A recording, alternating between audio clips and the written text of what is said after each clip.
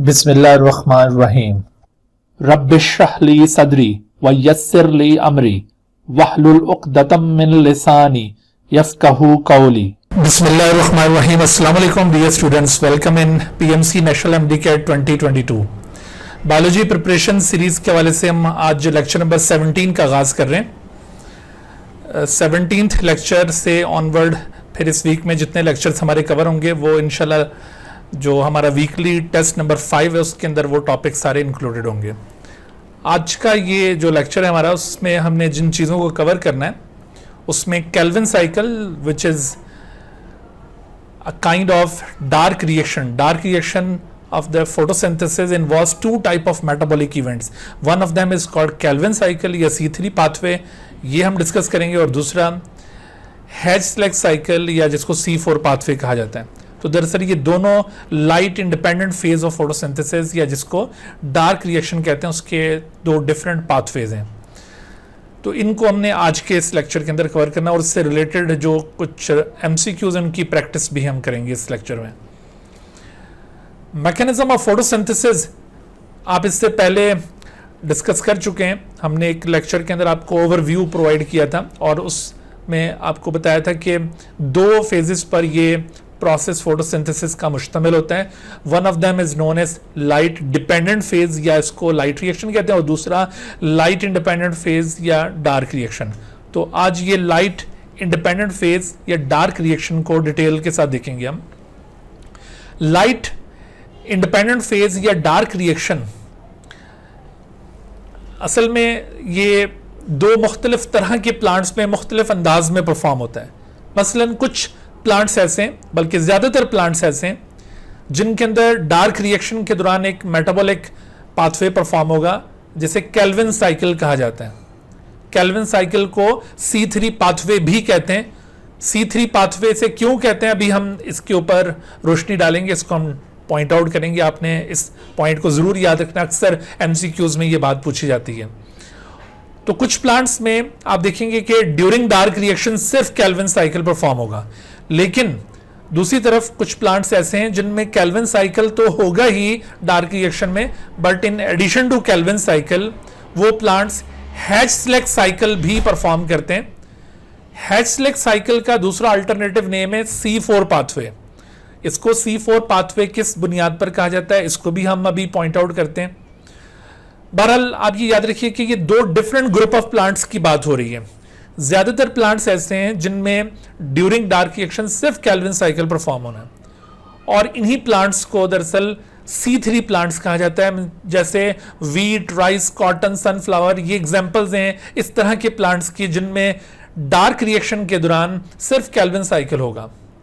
लेकिन दूसरी तरफ वो प्लांट्स जो केल्विन साइकिल के साथ साथ एक और पाथवे भी परफॉर्म करते हैं, इसको हम अल्टरनेटिव पाथवे नहीं कह सकते, एक पैरेलल पाथवे के केल्विन साइकिल के साथ साथ एक एडिशनल पाथवे से कहा जाएगा। इसे आप कभी भी अल्टरनेटिव पाथवे नहीं कहेंगे। तो ये एक पैरेलल पाथवे या एडिशनल पाथवे हैच-स्लेक साइकिल की फॉर्म में इन प्लांट्स में परफॉर्म हो रहा है, और इन प्लांट्स को इस वजह से C4 प्लांट्स कहा जाता है, जिसकी एग्जांपल्स में मेज, शुगर केन या सॉर्गम वगैरह इस तरह के प्लांट्स इंक्लूडेड हैं। तो यूं ये प्लांट्स के दो ग्रुप्स बनाए जाते हैं based upon dark reaction, C3 plants and C4 plants. आपने देखा कि अगर यहां पर आपसे सवाल पूछा जाता है कि which of the following metabolic pathway is found या is involve in dark reaction, Calvin cycle या Hatch Slack cycle, so both of them are actually involve in dark reaction. लेकिन अगर आपसे ये पूछा जाता है कि which one is compulsory pathway of dark reaction या which metabolic pathway must occur during dark reaction, फिर आपने केल्विन साइकिल को ऑप्ट करना है। वैसे अगर इन्वॉल्वमेंट पूछी जाए तो दोनों ही डार्क रिएक्शन के अंदर इन्वॉल्व हो रहे हैं, दोनों डार्क रिएक्शन का हिस्सा हैं, लेकिन कौन सा पाथवे जो कंपल्सरी है, जो लाजमी होना ही होना है डार्क रिएक्शन में, वो केल्विन साइकिल आप देख रहे हैं। ठीक है, केल्विन साइकिल C3 प्लांट्स में भी होगा और C4 प्लांट्स उनमें भी ये होगा। तो इस तरह की बातें यहां से पूछी जाती हैं। अच्छा, इससे पहले कि हम आगे इन दोनों को डिफरेंशिएट करें, वो डिफरेंस आगे चलकर खुद ब खुद क्लियर हो जाएगा आपके माइंड में। हम यहाँ पर पहले ये जो केल्विन साइकिल है इसको डिटेल के साथ डिस्कस करते हैं और फिर बाकी जो बातें हैं उससे रिलेटेड उनको उभारते हैं। इस हवाले से देखो, ये सवाल आपके पास बन रहा है कि where does the Calvin cycle take place. हम केल्विन साइकिल को अभी फर्दर आगे डिटेल में डिस्कस करना चाह रहे हैं, तो आपको ये इल्म होना चाहिए कि केल्विन साइकिल की साइट क्या है। तो ओवरव्यू ऑफ फोटोसिंथेसिस में, जी बिल्कुल, ओवरव्यू ऑफ फोटोसिंथेसिस में हम ये ऑलरेडी डिस्कस कर चुके हैं कि it occurs in the stroma of the chloroplast. Thylakoid membranes are involved in the light reaction, जबकि साइटोप्लाज्म सराउंडिंग द क्लोरोप्लास्ट, ये प्रोकैरियोट्स के केस में तो ट्रू साबित हो सकता है, क्योंकि प्रोकैरियोट्स भी फोटोसिंथेसिस का मुजाहरा करते हैं। तो उस केस में साइटोप्लाज्म सराउंडिंग द क्लोरोप्लास्ट वाली वर्डिंग नहीं होगी, वहाँ पर साइटोप्लाज्म ऑप्शन हो सकता है, ठीक है। लेकिन यहाँ पर चूंकि मेंशन नहीं किया हुआ कि ये प्रोकैरियोटिक सेल के मुतालिक पूछ रहा है आपसे या यूकैरियोटिक सेल के मुतालिक, तो जब याद रखिए कि जब आपको ये मेंशन ना हो कि किस सेल के मुतालिक सवाल पूछा गया है, तो आपने यूकैरियोटिक सेल अज्यूम कर लेना है कि सवाल फिर यूकैरियोटिक सेल के मुतालिक होगा। अदरवाइज अगर प्रोकैरियोटिक सेल के मुतालिक पूछा जाता तो फिर पिन पॉइंट कर दिया जाता। लिहाजा इस सवाल का जवाब यकीनन ये स्ट्रोमा ऑफ द क्लोरोप्लास्ट होगा, ठीक है। अच्छा जी, अभी हाँ क्या कहती हैं आप? सर मुझे प्लीज ये बता दें कि अगर प्रोकैरियोटिक सेल मेंशन होता तो फिर आंसर क्या होना था? ऐसी सूरत में साइटोप्लाज्म, क्योंकि वहां पर क्लोरोप्लास्ट तो नहीं होता ना प्रोकैरियोटिक सेल में, तो नहीं होता। जी बिल्कुल, तो क्लोरोप्लास्ट नहीं होगा तो फिर ये डार्क रिएक्शन के साइटोप्लाज्म के अंदर ही परफॉर्म होगा। जबकि प्रोकैरियोट्स में लाइट रिएक्शन कहाँ होता है, कोई बता सकता है मुझे? Where does light reaction occur in prokaryotes? Sir वही होगा या उनकी मेम्ब्रेन्स में होगा, जो कौन सी मेम्ब्रेन्स? हाँ जी, सेल मेम्ब्रेन, यस। प्रोकैरियोट्स में लाइट रिएक्शन सेल मेम्ब्रेन में परफॉर्म होता है और जबकि डार्क रिएक्शन के साइटोप्लाज्म में परफॉर्म होगा। जी देख, केल्विन साइकिल, इसकी सबसे पहले हम समरी डिस्कस करते हैं। केल्विन साइकिल एक ऐसा मेटाबॉलिक पाथवे जिसमें कार्बन डाइऑक्साइड मॉलिक्यूल्स दाखिल होते हैं और 3 कार्बन डाइऑक्साइड मॉलिक्यूल एक केल्विन साइकिल में हिस्सा लेंगे। कार्बन डाइऑक्साइड, जिसको हम प्रीवियस लेक्चर्स में भी डिफाइन करते हुए आए कि this is oxidized form of carbon, during Calvin cycle इसकी रिडक्शन होगी। केल्विन साइकिल या डार्क रिएक्शन में जो मोस्ट इंपॉर्टेंट इवेंट है वो रिडक्शन ऑफ CO2 है, और रिडक्शन ऑफ CO2 के लिए लाइट रिएक्शन ने अपनी एक प्रोडक्ट प्रोवाइड की है जिसको रिड्यूसिंग पावर कहा जाता है। That reducing power is actually NADPH या NADPH2। तो 6 molecules of NADPH are required to reduce the 3 molecules of CO2, जबकि यहां पर एनर्जी भी इनकॉर्पोरेट करनी होती है, because CO2 is energy poor molecule. इसको एनर्जी रिच बनाने के लिए लाइट रिएक्शन से ही एक प्रोडक्ट आई है, that is called assimilating power in the form of ATP। तो 9 molecules of ATP are required to incorporate the energy in the CO2। So ये reducing power, this is reducing power, और दूसरी तरफ ATP is the assimilating power. Both of them are the products of the light reaction, and these products are used in the dark reaction. तो ये दोनों आपने titles याद रखने, reducing power and असिमिलेटिंग power, और इनका नंबर बहुत ज्यादा मैटर करता है। इसके नंबर के हवाले से अक्सर MCQs बनते होते हैं। इस नंबर को भी अच्छी तरह से ज़हनशीन कर लीजिए कि for the reduction of 3 CO2 molecule in the Calvin cycle 6 reducing powers are required, 6 molecules are reducing powers, और जबकि for the incorporation of energy in the 3 molecules of CO2 9 ATP molecules are required. और result में बनेगा क्या? Result में ये G3P का एक मॉलिक्यूल जनरेट होगा जो कि इस केल्विन साइकिल से आउट हो जाता है। G3P stands for glyceraldehyde 3 phosphate. ये एक ट्रायोज टाइप का मॉलिक्यूल है। ग्लाइसरल्डिहाइड हम बायोमॉलिक्यूल्स में पढ़ चुके हैं, ये ट्रायोज मॉलिक्यूल्स होते हैं। This G3P is also known as PGAL, phosphoglyceraldehyde. इसका दूसरा अल्टरनेटिव नेम क्या है? PGAL भी इसे कहा जाता है, फॉस्फोग्लाइसरल्डिहाइड, क्योंकि बाज क्वेश्चंस में ये वर्डिंग यूज की हुई होती है, बाज क्वेश्चन में ये वर्डिंग, तो दोनों को आपने याद रखना है, दोनों से फेमिलराइज होना जरूरी है। G3P का एक मॉलिक्यूल यहां पर एज आउटपुट प्रोड्यूस होगा, ये याद रखिए केल्विन साइकिल की आउटपुट कहलाएगा, this is known as output of the Calvin cycle. जबकि केल्विन साइकिल में ये जो CO2 के मॉलिक्यूल्स थे they are suppose to be the input. ये टर्म्स हम ऑलरेडी डिस्कस कर चुके हैं जब हमने ओवरव्यू डिस्कस किया था। और उसके बाद अब ये जो दोनों मॉलिक्यूल्स हैं जब अपना अपना रोल प्ले कर देंगे तो ये कन्वर्ट हो जाएंगे इनटू 6 मॉलिक्यूल्स ऑफ NADP, क्योंकि अपने हाइड्रोजन लूज कर गया ये, those hydrogen are used to reduce the CO2 into G3P, और आफ्टर परफॉर्मिंग देयर फंक्शन ये अपनी ऑक्सीडाइज स्टेट में आ गया है। जबकि 9 मॉलिक्यूल्स ऑफ ATP ये भी अपनी एनर्जी इनकॉर्पोरेट करके हाइड्रोलाइज हो जाएंगे और इस तरह से 9 ADP और 9 इनऑर्गेनिक फॉस्फेट्स अलग हो जाएंगे इसमें से, ठीक है। और meanwhile 3 molecules of water are also produce as a by product. तो इस तरह से ये समरी इक्वेशन केल्विन साइकिल की रिपोर्ट की जाती है। केल्विन साइकिल की इस समरी इक्वेशन से बहुत सारे सवालात उभरते हैं। तो उन सवालात में जैसे मिसाल के तौर पर अभी हमने ये जिक्र किया कि CO2 के 3 मॉलिक्यूल्स को रिड्यूस करने के लिए 6 मॉलिक्यूल्स NADPH के चाहिए। तो अगर मैं कहूं कि भाई एक मॉलिक्यूल CO2 का उसको रिड्यूस करने के लिए कितने NADPH चाहिए होंगे, तो जवाब क्या बनेगा यहां पर 2, क्योंकि अगर 3 के लिए 6 चाहिए तो 1 molecule of CO2 needs 2 NADPH2।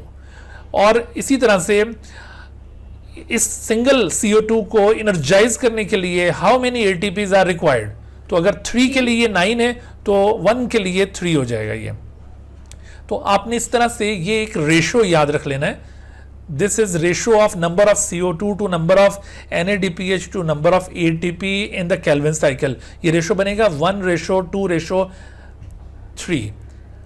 और इसी तरह से ये सवालात जो हैं G3P की प्रोडक्शन के हवाले से भी किए जा सकते हैं कि how many CO2 molecules are required to make 1 G3P, तो 3 CO2 आर रिक्वायर्ड, ठीक है, 6 NADPH2 आर रिक्वायर्ड और 9 ATP।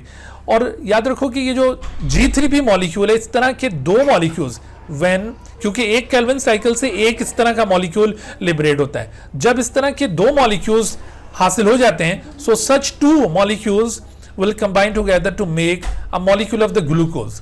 तो ग्लूकोज का एक मॉलिक्यूल जनरेट करने के लिए G3P जैसे 2 मॉलिक्यूल्स रिक्वायर्ड होते हैं। इसका मतलब है कि in order to produce 1 glucose molecule how many times Calvin cycle has to occur 2 times. लिहाजा एक ग्लूकोज की प्रोडक्शन के लिए अगर आपसे number of CO2, number of NADPH या नंबर ऑफ ATP पूछे जाएं तो आपने ये रिक्वायरमेंट डबल कर देनी है। एक केल्विन साइकिल में अगर ये 3 CO2 थे तो ग्लूकोज की प्रोडक्शन के लिए 6 CO2 चाहिए होंगे, एक ग्लूकोज की प्रोडक्शन के लिए 12 NADPH2 और इसी तरह से 18 ATP रिक्वायर्ड होंगे। यहां पर बाजुकात इस तरह से भी बात पूछी जाती है कि एक ग्लूकोज की जनरेशन के लिए लाइट रिएक्शन को कितने टाइम्स परफॉर्म होना पड़ेगा। तो आपको याद होगा कि लाइट रिएक्शन जब परफॉर्म होता है, चाहे नॉन साइक्लिक टाइप की फोटोफॉस्फोरिलेशन हो, नॉन इसमें लाइट रिएक्शन में, या साइक्लिक फोटोफॉस्फोरिलेशन हो, in each case 1 ATP molecule is released. तो इस तरह से अप्रोक्सीमेटली 18 टाइम्स, ये थ्योरेटिकल क्वेश्चंस होते हैं, तो इस तरह से एक ग्लूकोज की प्रोडक्शन के लिए 18 times light reaction has to be perform, क्योंकि in each light reaction 1 ATP molecule is produce. तो इस तरह के सवालात यहाँ से कॉन्सेप्ट चेक करने के लिए अक्सर पूछे जाते हैं। जैसे मिसाल के तौर पर how many CO2 molecules are required in 1 Calvin cycle. तो अब बहुत आसान है ये जवाब जी, इन 1 केल्विन साइकिल।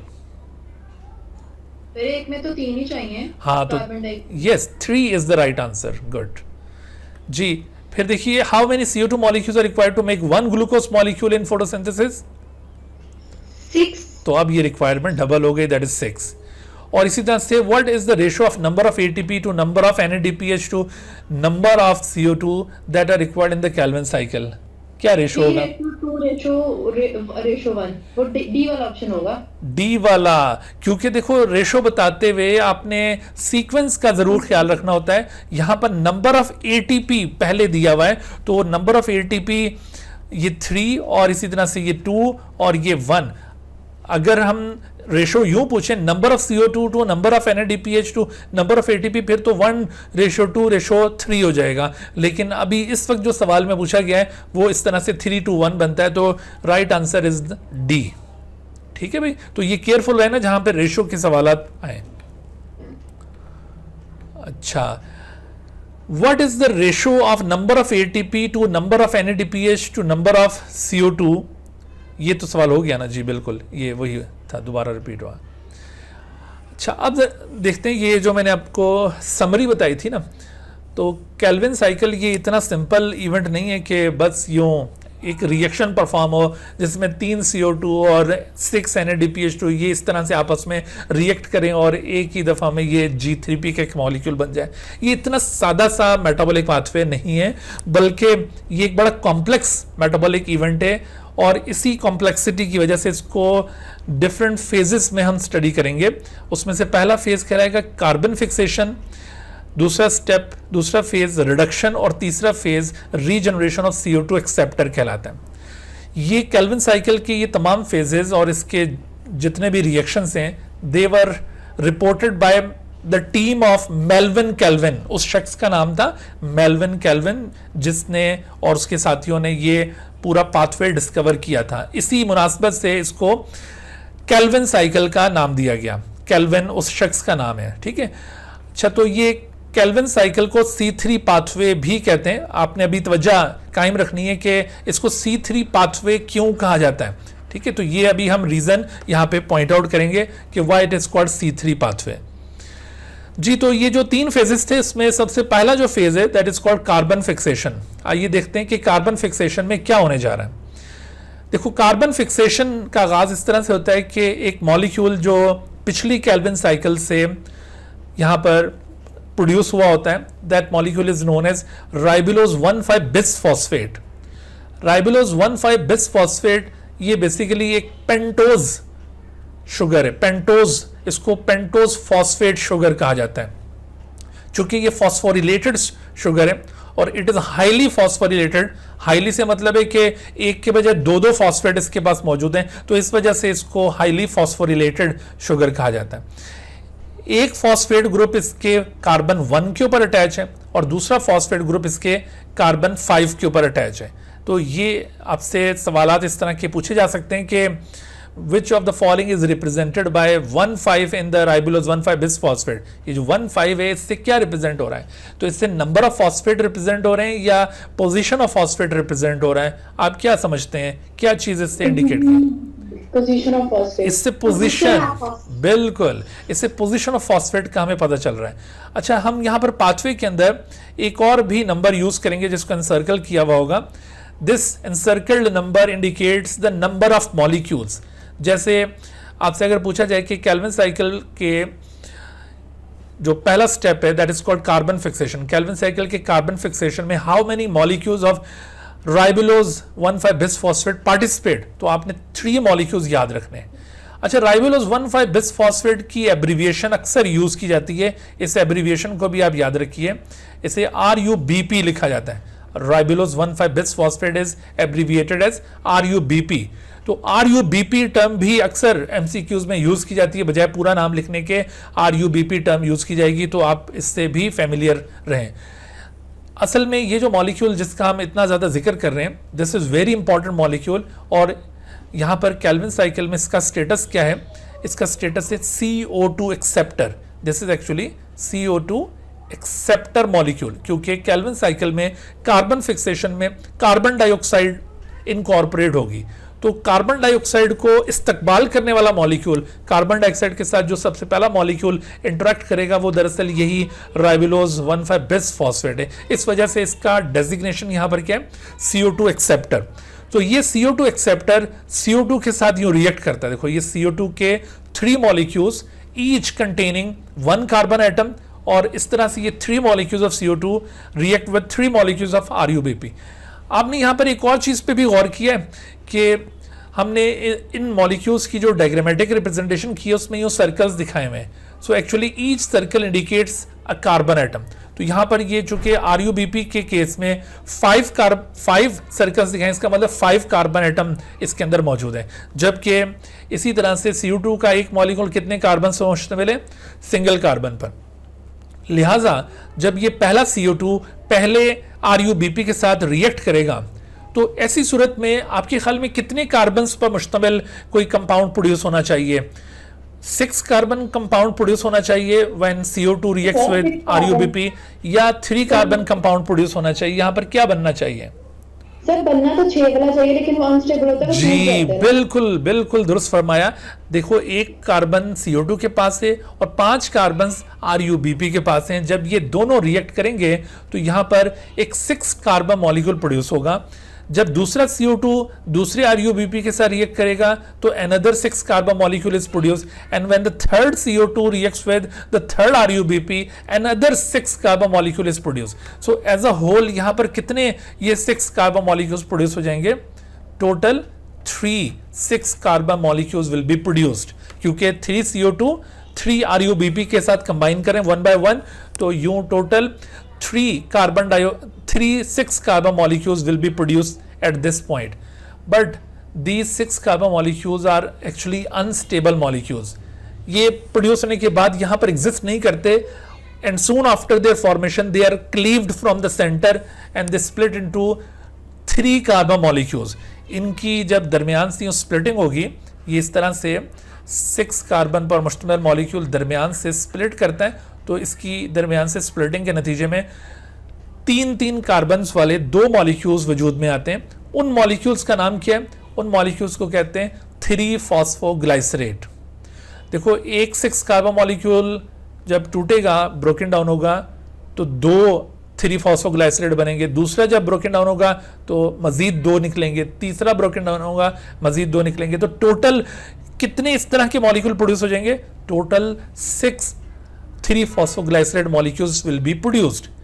हर एक 3-फॉस्फोग्लाइसरेट के पास कितने फॉस्फेट ग्रुप्स होंगे भाई? हर एक 3-फॉस्फोग्लाइसरेट के पास एक फॉस्फेट ग्रुप होगा, और वो उसके कौन से कार्बन पर होगा? 3rd पर। 1 2 और ये 3 3rd कार्बन के ऊपर वो फॉस्फेट ग्रुप लगा हुआ होगा। अगर आपसे पूछा जाए कि RUBP और ये PG, इसका एब्रीविएशन क्या है? PG फॉस्फोग्लाइसरेट, या फिर इसको समटाइम हम एब्रीविएट करते होते हैं PGA फॉस्फोग्लाइसरिक एसिड। ये एक ही चीज के 2 नाम है, तो बाज़ सवालात में ये वाली टर्म यूज होती है, कहीं पर ये टर्म यूज होती है, तो आपने परेशान नहीं होना, ठीक है? ये एक ही चीज के 2 मुख्तलिफ नाम है। तो इसमें देखिए कि अगर आपसे पूछा जाता है RUBP और PGA, इन दोनों में से ज्यादा फॉस्फोरिलेटेड शुगर कौन सी है, तो जाहिर है जिसके पास ज्यादा फॉस्फेट है वो मोर फॉस्फोरिलेटेड होगी। तो इसके पास 1 फॉस्फेट है, इसके बाद 2, तो ये मोर फॉस्फोरिलेटेड शुगर कहलाएगी। बात करती इस तरह की बात पूछी जाती है, ठीक है? तो इस तरह ये केल्विन साइकिल में जो सबसे पहला स्टेबल मॉलिक्यूल प्रोड्यूस होता है वो कौन सा है? अगर आपसे पूछा जाए कि भाई केल्विन साइकिल में सबसे पहला स्टेबल मॉलिक्यूल कौन सा प्रोड्यूस होगा, तो आपने ये वाला नाम याद रखना है, three phosphoglycerate is the first stable molecule which is produced in the Calvin cycle. और चूंकि ये पहला stable molecule, it is a 3 carbon molecule, it is a 3 carbon molecule, because of this the Calvin cycle is also known as C3 pathway. ये जो C3 pathway का title इसको दिया गया था, आपने इस टाइटल की रीजनिंग याद रखनी है कि why it is called C3 pathway. तो ऑप्शंस आपके पास मुख्तलिफ होंगे, तो उसमें एक हो सकता है कि because in Calvin cycle 3 CO2 molecules are incorporated, या because in Calvin cycle 3 CO2 acceptor molecules participate, या because in Calvin cycle 3 molecules of G3P are produced, या because in Calvin cycle the first stable molecule is a 3 carbon molecule। तो पहले वाली बातें भी बिल्कुल दुरुस्त थी, उनमें कोई शक नहीं था, लेकिन C3 पाथवे इसको किस बुनियाद पे कहा जा रहा है? वो इस बुनियाद पे कि first stable molecule which is produced in the Calvin cycle is a 3 carbon molecule. और कोई रीजन आपने पिक नहीं करना, इसके पीछे जो बुनियाद है वो ये रीजन है, ठीक है? इसको आपने अच्छी तरह से याद रखना है। अच्छा, यहां तक का ये जो स्टेप आपने मुलाहिजा किया, this is known as carbon fixation. इसको क्या कहते हैं? Carbon fixation. Why it is known as carbon fixation, इसको क्यों कहा जाता है कार्बन फिक्सेशन? तो वजह यह है कि in this phase the carbon of inorganic compound, ये आप देखिए इनऑर्गेनिक कंपाउंड है basically, this is inorganic compound, the carbon of inorganic compound becomes the part of organic compound during this phase, therefore this phase is called carbon fixation. So why first phase of Calvin cycle is called carbon fixation? उसमें reasoning आपने ये याद रखनी है, because during this phase the carbon of inorganic compound becomes the part of organic compound, that's why it is called carbon fixation. Carbon fixation में अगर आपसे पूछा जाए सबस्ट्रेट्स कौन से हैं, what are the substrates of the carbon fixation, तो ये RuBp और CO2 both are the substrates of the carbon fixation. और अगर केल्विन साइकिल के सबस्ट्रेट्स आपसे पूछे जाए तब भी आपने इन्हीं को सबस्ट्रेट मानना है, क्लियर, क्योंकि यही दो मॉलिक्यूल्स हैं जिनसे ये पाथवे इनिशिएट हो रहा है. So therefore these two are called the substrates of the Calvin cycle. अच्छा, तो केल्विन साइकिल में ये दो तो हो गए सबस्ट्रेट, ये कार्बन फिक्सेशन में भी ये दो सबस्ट्रेट है, लेकिन एंजाइम कौन सा यहाँ पे इन्वॉल्व है? तो यहाँ पे जो एंजाइम इन्वॉल्व है वो बड़ा ही इंपॉर्टेंट है और उसके मुतालिक अक्सर सवालात उभरते होते हैं. तो उसकी मैं वजह भी बताता हूँ क्यों ये इंपॉर्टेंट है. This enzyme is known as RuBp carboxylase, ये कार्बोक्सिलेज एंजाइम है. और बाज़ का इसका मोड चेंज हो जाता है तो ये ऑक्सीजनेज भी बन जाता है, ऑक्सीजनेज. और इसको हम प्यार से कहते हैं RuBisCO, रिबिस्को. तो रिबिस्को स्टैंड्स फॉर राइबोलोज बिसफॉस्फेट, ये जो RuBp है राइबोलोज bisphosphate, carboxylase oxygenase, C for carboxylase और O फॉर ऑक्सीजनेज. दरअसल ये जो रिबिस्को एंजाइम है ये एंजाइम इस कार्बन फिक्सेशन स्टेप को कैटलाइज कर रहा है, लेकिन इसकी यहां पर पॉइंट आउट करने की दो वजूहत हैं. नंबर वन ये कि this is most abundant protein on अर्थ. अक्सर MCQ में ये बात पूछी जाती है कि which one is most abundant protein in on earth, तो ये आपने नाम याद रखना है, this is most abundant protein on अर्थ. आपको याद है हमने बायोमोलिक्यूल्स में मोस्ट अबंडेंट कार्बोहाइड्रेट भी पढ़ा था. Most abundant carbohydrate on earth वो क्या है? वो सेलुलोज था, जबकि most abundant protein on earth is the rubisco protein which is involve in the carbon fixation step. और इसकी दूसरी वजह क्या है इसको यहां पे पॉइंट आउट करने की, खास तौर पर इस एंजाइम का जिक्र किया हमने केल्विन साइकिल में, बाकी किसी एंजाइम का हम यहां पे जिक्र नहीं करेंगे. दरअसल ये जो एंजाइम है ये एंजाइम एक और ख़राबी का सबब बनता है प्लांट बॉडी के अंदर. और वो ख़राबी क्या है कि बाज़ का जब इसका मोड चेंज हो जाता है, ये बजाय कार्बोक्सिलेज के ऑक्सीजनेज बन जाए. अच्छा, पहले ज़रा ये समझ लें कि कार्बोक्सिलेज का मतलब क्या है. कार्बोक्सिलेज का मतलब है कि it adds carbon dioxide in RuBp, that's why it is called carboxylase. और बाज़ का क्या करता है ये कि बजाय CO2 के ये ऑक्सीजन को ऐड करना शुरू कर देता है इन RuBp, तो इस बुनियाद पर इसको ऑक्सीजनेज कहा जाता है. ये दरअसल कार्बोक्सिलेज या ऑक्सीजनेज फंक्शन डिपेंड करता है रिलेटिव कंसंट्रेशन ऑफ CO2 और ऑक्सीजन के ऊपर. जिसकी कंसंट्रेशन ज्यादा होगी उसको ये यहां पर इनकॉर्पोरेट करना शुरू कर देगा RuBp के अंदर. इस तरह से इसकी activity relative concentration of CO2 और ऑक्सीजन पर डिपेंड कर रही होती है. तो जब भी ऑक्सीजनेज बनता है, याद रखो, जब भी ऑक्सीजनेज बनता है तो उस वक्त केल्विन साइकिल स्टॉप हो जाएगी, क्योंकि केल्विन साइकिल की कंटिन्यूएशन इसके कार्बोक्सिलेज फंक्शन पर डिपेंड करती है. अगर ये ऑक्सीजनेज के तौर पर बिहेव करेगा तो ऐसी सूरत में केल्विन साइकिल स्टॉप हो जाएगी और एक और मेटाबॉलिक पाथवे प्लांट बॉडी के अंदर शुरू हो जाएगा, that is called photo respiration. ठीक है, एक और मेटाबॉलिक पाथवे है photo respiration. This photo respiration event has been started in plant if it becomes oxygenase. और ऐसा कब होता है, ये ऑक्सीजनेज कब बनता होता है? मैंने कहा कि जब ऑक्सीजन की कंसंट्रेशन ज्यादा होगी. और ऑक्सीजन की कंसंट्रेशन कब ज्यादा होगी?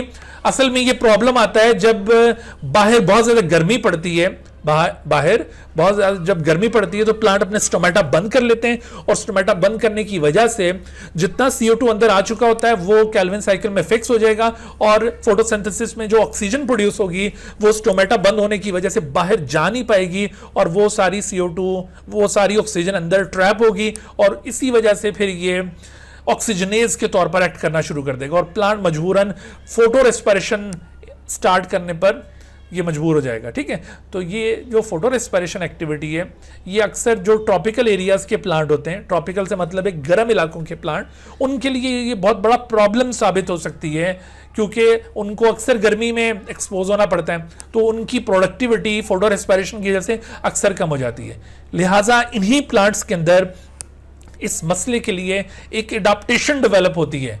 That adaptation is called C4 photosynthesis, जिसका भी हमने जिक्र किया था। तो अभी हम आगे चलकर जब इस पॉइंट को रेस करेंगे C4 फोटोसिंथेसिस को, तो आपके माइंड में ये चीज होनी चाहिए कि फोटो रेस्पिरेशन के एडाप्टेशन के तौर पर वो C4 फोटोसिंथेसिस कुछ प्लांट्स में परफॉर्म होगा। यानी जिन प्लांट्स को ये गर्मी वाले असर का कोई इफेक्ट नहीं होता, तो उन प्लांट्स में ये केल्विन साइकिल ही एक सिंगल पाथवे के तौर पर एग्जिस्ट करता है, और वही प्लांट C3 प्लांट्स कहलाते हैं। लेकिन जो C4 प्लांट्स होंगे वो गर्मी वाले इफेक्ट से मुतासिर हो सकते हैं, इसी वजह से उनके अंदर ये अडाप्टेशन रखी गई है ताकि उनमें ये C4 फोटोसिंथेसिस की वजह से फोटो रेस्पिरेशन वाला प्रॉब्लम अराइज ना हो। पर इसके ऊपर थोड़ी सी हम बात आगे चलकर भी करेंगे, तो आपने ये रुबिस्को की अहमियत को यहाँ पे याद रखना है। अच्छा, अब देखो कि कार्बन फिक्सेशन की सबस्ट्रेट्स तो ये हो गए, but what are the products of carbon fixation? Products भी अक्सर पूछी जाती हैं, तो प्रोडक्ट्स में आपने ये 6 मॉलिक्यूल्स ऑफ 3-फॉस्फोग्लाइसरेट याद रखने हैं। अक्सर यहाँ पर ऑप्शन के अंदर 6 कार्बन कंपाउंड का भी जिक्र आ रहा होता है, लेकिन ये इसको आपने कार्बन फिक्सेशन की प्रोडक्ट नहीं कहना, क्योंकि कार्बन फिक्सेशन यहाँ पे अभी कंप्लीट नहीं हुआ। जब तक ये मॉलिक्यूल्स ना प्रोड्यूस हो जाएं तब तक कार्बन फिक्सेशन इवेंट कंप्लीट नहीं हुआ होता। अच्छा, कार्बन फिक्सेशन के बाद जो नेक्स्ट फेज होगा केल्विन साइकिल का, this next phase is known as reduction. Now what happens during reduction phase? ये देखिए, जो 3-फॉस्फोग्लाइसरेट मॉलिक्यूल है, इसके 6 मॉलिक्यूल्स यहाँ पर इस कार्बन फिक्सेशन में प्रोड्यूस हुए थे, और अगले फेज में अब ये सबस्ट्रेट के तौर पर हिस्सा ले रहे हैं। यहाँ पर एक्चुअली क्या होने वाला है, यहाँ पर 6 मॉलिक्यूल्स ऑफ ATP पहले इसको एनर्जाइज करेंगे। 6 मॉलिक्यूल्स ऑफ ATP यहाँ पर रिएक्ट करेंगे। हर एक मॉलिक्यूल ATP का अपना एक फॉस्फेट 3-फॉस्फोग्लाइसरेट को दे देगा। ऑलरेडी 3-फॉस्फोग्लाइसरेट के पास एक फॉस्फेट 3rd कार्बन पर मौजूद है, लेकिन जब ATP से उसको फॉस्फेट मिलेगा तो ऐसी सूरत में ATP फॉस्फेट लूज करके ADP में चेंज हो जाता है, और ये 3-फॉस्फोग्लाइसरेट फॉस्फेट लेने के बाद 1,3-बिस फॉस्फोग्लाइसरेट में चेंज हो जाएगा। यानी अब जो नया फॉस्फेट आया वो 1st नंबर कार्बन पर अटैच हो गया। This is number 1 carbon atom, this is number 1 carbon atom, this is number 2 and this is number 3। तो ऑलरेडी 3rd कार्बन पर फॉस्फेट ग्रुप था, अब ये 1st पर भी आ गया। लिहाजा यहाँ पर भी इन दोनों के दरमियान सवाल पूछा जा सकता है कि which one is more phosphorylated sugar, three phosphoglycerate या 1,3-बिस फॉस्फोग्लाइसरेट? तो ऑब्वियसली जिसके पास नंबर ऑफ फॉस्फेट ज्यादा होंगे वो ज्यादा फॉस्फोरिलेटेड शुगर होगी। सही। अच्छा, 1,3-बिस फॉस्फोग्लाइसरेट मॉलिक्यूल, इसके भी 6 मॉलिक्यूल्स यहाँ पे प्रोड्यूस हुए। बाय द वे, अगर आपसे पूछा जाए इस रिएक्शन को हम क्या टाइटल दें, तो आपके जहन में क्या बात आती है? ऑक्सीडेशन या रिडक्शन या फॉस्फोरिलेशन या डीफॉस्फोरिलेशन? इस रिएक्शन को टाइटल क्या देना चाहिए हमें? फॉस्फोरिलेशन, क्योंकि यहाँ पर ATP से फॉस्फेट शिफ्ट किया गया है 3-फॉस्फोग्लाइसरेट को, तो एडिशन ऑफ फॉस्फेट हो रहा है, इस वजह से ये फॉस्फोरिलेशन है। This is phosphorylation. So after this phosphorylation, 1,3-bis phosphoglycerate is produced. 1,3-bis phosphoglycerate in the next reaction undergoes 2 chemical changes. Number 1, इसके साथ 6 molecules of NADPH react करेंगे। ये वही reducing powers हैं जो कि केल्विन साइकिल से लाइट रिएक्शन से आए थे। हर एक से 2-2 हाइड्रोजन इनकॉर्पोरेट हो जाएंगे 1,3-बिस फॉस्फोग्लाइसरेट में, और खुद ये अपना हाइड्रोजन लूज करके, इलेक्ट्रॉन लूज करके 6 मॉलिक्यूल्स ऑफ NADP में चेंज हो जाएंगे। तो हमें इस केमिकल एक्टिविटी को क्या नाम देना चाहिए? दिस इज नोन एज, ये एडिशन ऑफ हाइड्रोजन हो रहा है ना, तो इसको क्या कहेंगे? ऑक्सीडेशन या रिडक्शन या फॉस्फोरिलेशन या डीफॉस्फोरिलेशन? सर एडिशन ऑफ हाइड्रोजन तो रिडक्शन होता है। Reduction, so this is actually reduction event. ठीक है, तवज्जो जरा कायम रखनी है सब बच्चों ने। तो ये रिडक्शन इवेंट है, और यहां पर मैंने कहा था कि दो केमिकल चेंजेस होंगी, एक तो ये हो गई, और दूसरी केमिकल चेंज यहां पर ये है कि जो फॉस्फेट पहले यहां से लिया गया था अब उसको लूज कर दिया जाएगा। तो इस तरह से 6 inorganic phosphates will be lost. हर एक 1,3 बिस फॉस्फोग्लाइसरेट कितने फॉस्फेट लूज करेगा? ईच 1,3 बिस फॉस्फोग्लाइसरेट एक ही लूज करेगा। हाँ, एक लूज करेगा। तो इस तरह से 6 मॉलिक्यूल, तो 6 इनऑर्गेनिक फॉस्फेट्स आर लॉस्ट। इस लॉस ऑफ फॉस्फेट को क्या कहना चाहिए? इसके लिए क्या सुटेबल टर्म है? This is dephosphorylation. This is dephosphorylation. अच्छा, अब देखो इन 3 इवेंट्स के बाद फाइनली जो चीज बनेगी यहां पर वो है glyceraldehyde 3 phosphate. Glyceraldehyde 3 phosphate molecule will be produced. अगर आपसे मैं पूछता हूं कि 1,3 बिसफॉस्फोग्लाइसरेट और ये ग्लाइसरल्डिहाइड 3 फॉस्फेट दोनों में से ऑक्सीडाइज मॉलिक्यूल कौन सा है और रिड्यूस्ड मॉलिक्यूल कौन सा है? क्या समझते हैं आप? जी शाबाश बताइए। 1,3 बिसफॉस्फोग्लाइसरेट और ग्लाइसरल्डिहाइड 3 फॉस्फेट, इन दोनों में से अगर आपसे पूछा जाए कि which one is oxidised molecule and which one is reduced molecule, तो किसको आप? उसमें से सर उसमें इसमें हाइड्रोजन ऐड हुए हैं, तो एडिशन ऑफ हाइड्रोजन जो होती है वो रिडक्शन से ये रिड्यूस प्रोडक्ट हुआ, क्योंकि यहाँ रिडक्शन हुई है ना। Very good. So glyceraldehyde 3 phosphate is a reduced molecule, whereas 1,3 bisphosphoglycerate is an oxidized molecule. तो ये दोनों का जो बिहेवियर है थोड़ा सा डिफरेंट है, इसको भी माइंड में रखिएगा। अच्छा, दूसरा देखिए ये तो सर रिड्यूस प्रोडक्ट समझ आता है क्योंकि इसमें हाइड्रोजन ऐड हुए हैं, लेकिन सर हाइड्रोजन जो निकले वो तो NADPH से निकले, वो कौन सा 1,3 बिसफॉस्फोग्लाइसरेट से निकले हैं, मुझे ऐसे लग रहा है। हाँ बिल्कुल, वो निकले तो NADPH से निकले, ठीक है ना। तो ये जी बिल्कुल, तो ये अपने हाइड्रोजन लूज करके ये भी ऑक्सीडाइज हो गया। तो अब देखो जिस ऑक्सीडाइज्ड प्रोडक्ट वो नहीं होना चाहिए, फिर ऑक्सीडाइज्ड प्रोडक्ट NADPH होना चाहिए। ऑक्सीडाइज प्रोडक्ट नहीं मैं पूछ रहा, मैंने तो इन दोनों मॉलिक्यूल्स का कंपैरिजन आपसे पूछा है कि अगर इन दोनों मॉलिक्यूल्स में अगर आपसे पूछा जाए कि इनमें से रिड्यूस्ड मॉलिक्यूल कौन सा है और ऑक्सीडाइज मॉलिक्यूल कौन सा है, तो ये जो 1,3 बिसफॉस्फोग्लाइसरेट है ये ऑक्सीडाइज मॉलिक्यूल है और ग्लाइसरल्डिहाइड 3 फॉस्फेट ये रिड्यूस है। यानी दूसरे लफ्जों में अगर हम ग्लाइसरल्डिहाइड 3 फॉस्फेट की ऑक्सीडेशन कर दें, ऑक्सीडेशन, तो नतीजा क्या निकलेगा? नतीजा ये निकलेगा कि it will be change into 1,3 बिसफॉस्फोग्लाइसरेट, तो ये ऑक्सीडाइज प्रोडक्ट बन जाएगी ना इस तरह से। तो ये दोनों मॉलिक्यूल्स में आपने रिलेशन याद रखना है। अच्छा, मैं यहाँ पर जो बात आपसे पूछना चाह रहा हूँ अब एक और, उसके ऊपर तवज्जो फरमाएं। देखिए यहाँ पर टोटल कितनी केमिकल एक्टिविटीज मैंने पॉइंट आउट की अब तक, ये कार्बन फिक्सेशन के बाद टोटल 3। कौन कौन सी? फॉस्फोरिलेशन हुई, फिर रिडक्शन और फिर डीफॉस्फोरिलेशन। लेकिन आप जानते हैं कि ये जो 6 मॉलिक्यूल्स G3P के बने, तो इन 6 मॉलिक्यूल्स ऑफ G3P में से 5 मॉलिक्यूल्स ऑफ G3P तो आगे पास करेंगे, लेकिन एक मॉलिक्यूल G3P का आउट हो जाएगा, ठीक है। और इस तरह से ये आउटपुट के तौर पर आगे फर्दर फंक्शन करेगा, जबकि ये जो यहां तक का पाथवे था इसको नाम दिया जाएगा रिडक्शन। तो हमने कहा कि यहां 3 केमिकल एक्टिविटीज हो रही हैं, then why this phase is known as reduction phase? हालांकि यहां पर फॉस्फोरिलेशन हुई है, रिडक्शन हुई है, dephosphorylation, but the title of the phase is selected as reduction. Sir देखिए पहले फॉस्फोराइलेशन हुई, डीफॉस्फोराइलेशन, वो तो कैंसिल करता है ना इफेक्ट उनका, फिर तो फिर रिडक्शन ही गई। बिल्कुल बिल्कुल, आपने सही जवाब दिया। देखो बेटे, ये जो फॉस्फोरिलेशन है, फॉस्फेट ऐड हुआ और फिर फॉस्फेट रिमूव हो गया, तो हम यूं अज्यूम कर सकते हैं कि फॉस्फेट शायद आया ही नहीं था, हालांकि आया होता है, हम यूं अज्यूम कर सकते हैं। तो इसी वजह से इसको नाम दिया गया रिडक्शन फेज, यानी जो इसमें असल एक्टिविटी हो रही है इस रिडक्शन फेज में, वो रिडक्शन एक्टिविटी हो रही है। अदरवाइज अगर आपसे पूछा जाए कि the conversion of 3 phosphoglycerate to glyceraldehyde 3 phosphate involves which of the following, अगर ऐसे करके सवाल पूछा जाए कि भाई इससे यहां तक की जो कन्वर्जन है उसमें क्या कुछ इन्वॉल्व हुआ है, तो उसमें आपको अगर एक ऑप्शन दिया हुआ है कि ये फॉस्फोरिलेशन और दूसरा रिडक्शन और तीसरा डीफॉस्फोरिलेशन, और अगर कहा जाता है कि 1, 2 and 3 ओनली, यानी ऑल 1, 2, 3 या फिर ओनली 2 या ओनली 1, तो आप क्या पिक करेंगे यहाँ पर? 1 2 and 3 सर। यस, ये तीनों ही एक्चुअली हो रही हैं, बट अगर हम कहें कि the phase of the Calvin cycle in which the three phosphoglycerate is change into glyceraldehyde three phosphate is known as, तो उसमें क्या, तो उसको रिडक्शन फेज कहा जाएगा। तो इन दोनों एस्पेक्ट्स को अपने माइंड में रखना है कि किस अंदाज में बात पूछी जा रही है, उसके मुताबिक आप जवाब देंगे। अच्छा, तो आप देखिए कि ये जो 5 मॉलिक्यूल्स G3P के नेक्स्ट फेज में दाखिल हो गए और एक आउटपुट के तौर पर बाहर निकल गया, फिर दोबारा कैल्विन साइकिल परफॉर्म होगी तो एक और मॉलिक्यूल निकलेगा, और मैंने कहा था कि ये जो G3P मॉलिक्यूल्स होते हैं ये फिर आगे यूज होते हैं ग्लूकोज बनाने में। अच्छा, अब बाकी के जो 5 मॉलिक्यूल्स है G3P के, they will be used to regenerate the CO2 acceptor, और which one is the CO2 acceptor in the Calvin cycle? CO2 acceptor is the RUBP।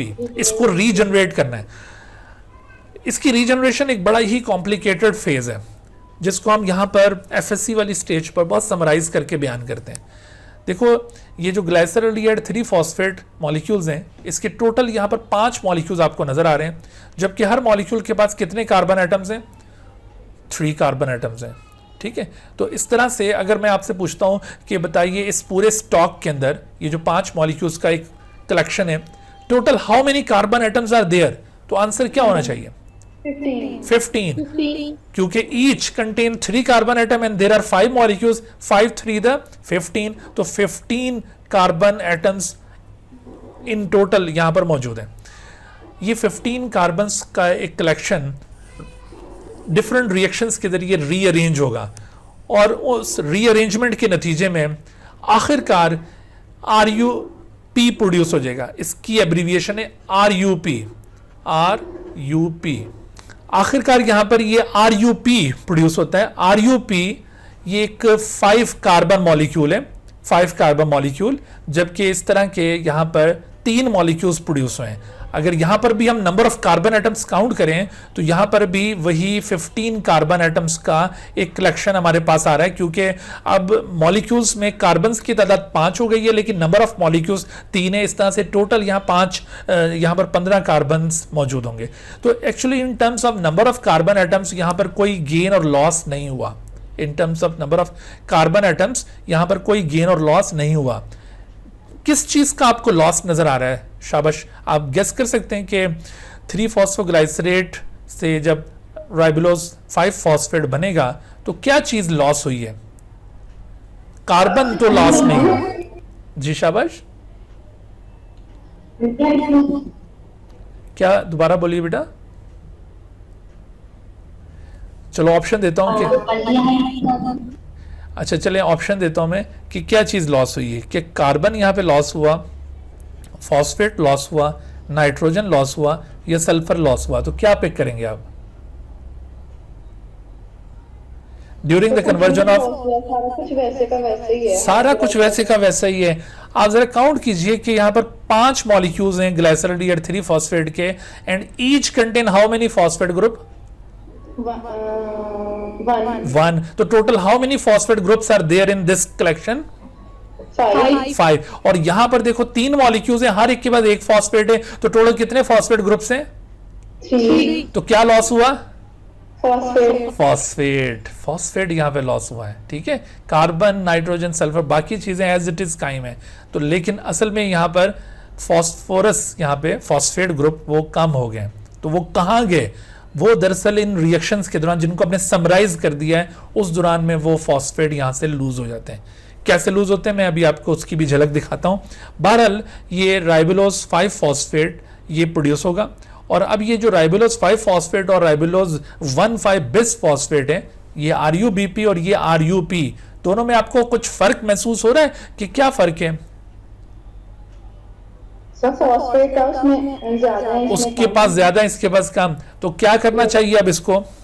Phosphorylation होनी चाहिए। यस, तो ये फॉस्फेट ग्रुप गेन करेंगे ये जो RUP मॉलिक्यूल्स हैं, और यहां पर कुर्बानी देनी पड़ेगी ATP को। 3 मॉलिक्यूल्स ऑफ ATP सैक्रिफाइस होंगे, हर एक से एक फॉस्फेट इनको मिल जाएगा, और ये अपना फॉस्फेट लूज करके ADP में, जबकि जब इनको एडिशनल फॉस्फेट मिलेगा तो इस तरह से ये राइबोलोज 1,5-बिस-फॉस्फेट में चेंज हो जाएंगे, तो दोबारा से ये अपनी उस स्टेट में आ जाएंगे। ठीक हो गया। तो इसमें ये केल्विन साइकिल आपने कंप्लीट देखी, लेकिन इसमें ये वाला जो फेज था इसको बहुत ज़्यादा हमने समराइज कर दिया है। तो देखो ये फेज आपको कुछ इस तरह से दिखाई देगा। ये जो कंप्लीट केल्विन साइकिल होती है ना, जिसमें हमने रीजनरेशन ऑफ CO2 एक्सेप्टर को समराइज कर दिया था, वो रीजनरेशन ऑफ CO2 एक्सेप्टर ये है सारा, ये यहाँ से लेकर यहाँ तक ये सारा जो पाथवे है, this is regeneration of CO2 acceptor. तो यहाँ पर जो अभी हमने रिएक्शंस को यूँ समराइज किया था, वो ये सेवरल रिएक्शंस हैं। और वो जो हम कह रहे थे ना कि 2 फॉस्फेट कहाँ गए, वो एक फॉस्फेट ये इधर लूज हो रहा है और इसी तरह से एक फॉस्फेट इधर लूज हो रहा है, तो वो 2 फॉस्फेट यूँ लूज हो गए थे during this regeneration of CO2 acceptor.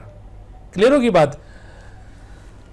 लेकिन आपको ये याद नहीं रखनी है ये सारी केल्विन साइकिल, ये एडवांस स्टेज पर की पूरी साइकिल पढ़ते होते हैं आप लोग, हो जाती है।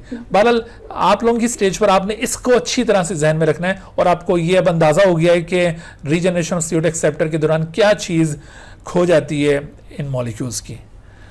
अच्छा, तो अब आप सवालों के कुछ जवाब दीजिए कि the splitting of carbon dioxide to form oxygen gas, जरा गौर फरमाइएगा, the carbon dioxide to form oxygen gas and the carbon compound occurs during, कब होता है ये? फोटोसिंथेसिस के दौरान या रेस्पिरेशन के दौरान, या बोथ फोटोसिंथेसिस एंड रेस्पिरेशन, या नीदर फोटोसिंथेसिस नॉर रेस्पिरेशन, या फोटो रेस्पिरेशन? कब ये कार्बन डाइऑक्साइड टूटता है, ऑक्सीजन गैस निकलती है, कार्बन कंपाउंड्स बनते हैं? ऐसा कोई हादसा आपने देखा फोटोसिंथेसिस में? रेस्पिरेशन तो चूंकि अभी पढ़नी है हमने, लेकिन ये फोटोसिंथेसिस में होता ही है, ये क्यों नहीं होता? ये होता है, शाबाश। और कौन बच्चे कहते हैं भाई ये वाकई होता है? ये दुरुस्त फरमा रही है। Yes sir. सर नहीं होता ये नहीं होता सर, ये नहीं होता जी। एक्चुअली हमने पहले भी जिक्र किया था कि जो मॉलिक्यूल टूटता है वो H2O है, और इसकी ऑक्सीजन फ्री फॉर्म में लिबरेट होती है। जो ऑक्सीजन गैस है ये वाटर से निकलती है, CO2 से नहीं। तो CO2 नहीं टूटेगा। अभी आपने डार्क रिएक्शन में भी देख लिया, क्या CO2 टूटा? वो तो डायरेक्टली इनकॉर्पोरेट हो गया था। तो भाई यहां पर आंसर क्या बनेगा? D, neither carbon photosynthesis nor respiration. ये कार्बन डाइऑक्साइड के टूटने वाला काम नहीं होना। सही। अच्छा, what is the primary function of the Calvin cycle? Kelvin cycle का यानी प्राइमरी से मतलब ये होता है कि उसका जो मेजर फंक्शन है वो क्या है, असल फंक्शन। प्राइमरी से ये मुराद होती है। तो use of ATP to release carbon dioxide, या the use of NADPH to release carbon dioxide, या split water to release oxygen, या transport RUBP out of the chloroplast, या synthesize simple sugar from the carbon. तो ये D कह रहे हैं आप? नो ना सर, ई लास्ट वाला sir. E for elephant, yes. तो ये elephant is the right answer. Good. So this is actually the primary function of the Calvin cycle. अब ये ना पूछिएगा कि सर सेकेंडरी फंक्शन क्या है। ये बस वैसे प्राइमरी का मैंने वजाहत की है कि प्राइमरी का मतलब क्या था कि मेजर फंक्शन उसका क्या है। हाँ जी, तो all of the following are incorrect about light independent phase of photosynthesis, यानी वही डार्क रिएक्शन के मुतालिक तमाम की तमाम इनकरेक्ट हैं सिवाय एक के। तो वो चूज करना आपने। रिडक्शन ऑफ कार्बन डाइऑक्साइड, ये पहला ही ऑप्शन है। This is absolutely correct about light independent phase, इसमें कोई शक नहीं है। ठीक है, ये करेक्ट है। बाकी excitation of flow of electron, ये इनकरेक्ट होगा। केमियोस्मोटिक सिंथेसिस ऑफ ATP, ये लाइट रिएक्शन से ताल्लुक रखता है। Reduction of NADP to NADP, ये भी लाइट रिएक्शन का इवेंट है। सो आंसर यहां पर हमारे सामने क्या बनेगा? ए। The Calvin cycle is also known as C3 pathway because, अब देखो यहां पर ऑप्शन क्या दिए हैं। The output of the Calvin cycle is 3 carbon compound. अक्सर बच्चे फौरन इसको पिक करने की कोशिश करते हैं और फिर वो बाद में पछताते हैं कि ये क्या हो गया, गलत हो गया आंसर। ये नहीं होगा भाई, याद रखो कि अगरचे जो आउटपुट है कैल्विन साइकिल की वो 3 कार्बन कंपाउंड है, इसमें कोई शक नहीं है, but because of this Calvin cycle is not known as C3 pathway. अच्छा, फिर दूसरा ऑप्शन देखें कि 3 carbon dioxide molecules participate in 1 Calvin cycle. ये बात भी बिल्कुल दुरुस्त है, लेकिन ये रीजनिंग नहीं है C3 पाथवे के लिए। ठीक है, 3 RUBP molecules are regenerated in the Calvin cycle. ये बात भी बिल्कुल दुरुस्त है, लेकिन रीजनिंग नहीं है। तो ये सारी की सारी दुरुस्त हैं, लेकिन रीजनिंग कोई भी नहीं है। तो इसका मतलब है कि जो असल रीजन था वो यहाँ पे गिवन ही नहीं है। तो right answer should be none of them. तो रीजन क्या था, मैंने क्या समझाया था अभी आपको? सर फर्स्ट स्टेबल जो प्रोडक्ट बनता है ना वो वाला कार्बन फिक्सेशन में वो वाला ना, वो, हाँ शाबाश, आगे बताएं कि वो क्या है। वो 3 कार्बन वाला होता वो है। 3 कार्बन वाला होता है, बिल्कुल। तो 3 कार्बन की वजह से उसको, इस साइकिल को C3 पाथवे कहा गया है। गुड जी। Which of the following is are end products of the carbon fixation step of Calvin cycle. Carbon fixation step की एंड प्रोडक्ट बताइए। अ मॉलिक्यूल ऑफ 3 फॉस्फोग्लाइसरेट या 6 मॉलिक्यूल्स ऑफ 3 फॉस्फोग्लाइसरेट, या अ molecule of glyceraldehyde या 6 molecules of glyceraldehyde. हाँ जी, तो क्या होना चाहिए? 5 मॉलिक्यूल्स। कार्बन फिक्सेशन का पूछा गया है, carbon fixation step of the Calvin cycle, उसकी आपने एंड प्रोडक्ट बतानी है। सर ये पहले बताना चाहिए मॉलिक्यूल ऑफ, अब मॉलिक्यूल देखिए कैल्विन साइकिल, हाँ जी, उसमें एक मॉलिक्यूल है बीटा, 6 molecules of 3 phosphoglycerate is the right answer. ठीक है, B should be the correct answer. Which of the following is or are the output of the Calvin cycle? अब Calvin cycle की आउटपुट क्या है? A molecule of 3 phosphoglycerate तो नहीं होगा, 6 molecules of 3 phosphoglycerate भी नहीं है। हाँ, a molecule of glyceraldehyde 3 phosphate या 6 molecules या 5 molecule, इन तीनों में से कुछ एक हो सकता है। जरा सोचिए कि क्या होगा। तो एक ही है सर, आउटपुट तो एक ही है ना। शाबाश, आउटपुट दरअसल एक ही है। So therefore C should be correct। ठीक है, हाँ जी। Which of the following is और are required to regenerate 3 molecules of CO2 acceptor in the Calvin cycle. तो क्या चाहिए 3 मॉलिक्यूल्स ऑफ CO2 एक्सेप्टर को रीजनरेट करने के लिए? इनमें से क्या रिक्वायर्ड होगा? ये वही ऑप्शन है दोबारा से। 5 molecules of glyceraldehyde। Very good, 5 molecules of glyceraldehyde 3 phosphates are needed to regenerate 3 molecules of CO2 acceptor। अच्छा, अब देखिए कि what happens during the conversion of 1,3 bisphosphoglycerate into glyceraldehyde 3 phosphate. ठीक है, 1,3 बिसफॉस्फोग्लाइसरेट से जब 3 ये ग्लाइसरल्डिहाइड 3 फॉस्फेट बनेगा, याद करो कि ये क्या, कौन सा इवेंट है? वो रिडक्शन फेज के दौरान होने वाला ये इवेंट है। इसमें क्या होगा? फॉस्फोरिलेशन या रिडक्शन या डिफॉस्फोरिलेशन। तो 1 ओनली या 2 ओनली, 3 ओनली, 1 एंड 2, 2 एंड 3। तो क्या आंसर बनना चाहिए? गौर कीजिए, 1,3 बिसफॉस्फोग्लाइसरेट टू ग्लाइसरल्डिहाइड 3 फॉस्फेट की बात होती है। तो आपके ख्याल में 1, 2, 3 होना चाहिए आंसर। पक्की बात है भाई, बाकी लोग भी इससे इत्तेफाक करते हैं। Yes sir. No, 2 and 3, 2 and 3 is the right answer. Why? असल में बेटा देखो, ये 1,3 बिसफॉस्फोग्लाइसरेट ये ऑलरेडी, हाँ जी, वो फॉस्फोरिलेशन के नतीजे में ये बन चुका था। बन चुका है, यस। ठीक है, उसके बाद फिर बाकी के 2 इवेंट होते हैं। अगर यहां पर होता ना, ये 3 को 1 को हटा देते, 3 फॉस्फोग्लाइसरेट, बिस को भी हटा देते हम, 3 फॉस्फोग्लाइसरेट टू ग्लाइसरल्डिहाइड 3 फॉस्फेट पूछा जाता, फिर वो आपके वाला जवाब दुरुस्त होता। तो बी केयरफुल जी। आगे देखिए कि the second phase of photosynthesis called light independent phase of photosynthesis या dark reaction because it can takes place only in the presence of light या only in the absence of light, या whether light is present or not, या at the time of dawn and dusk। इसको dark reaction कहा जाता है।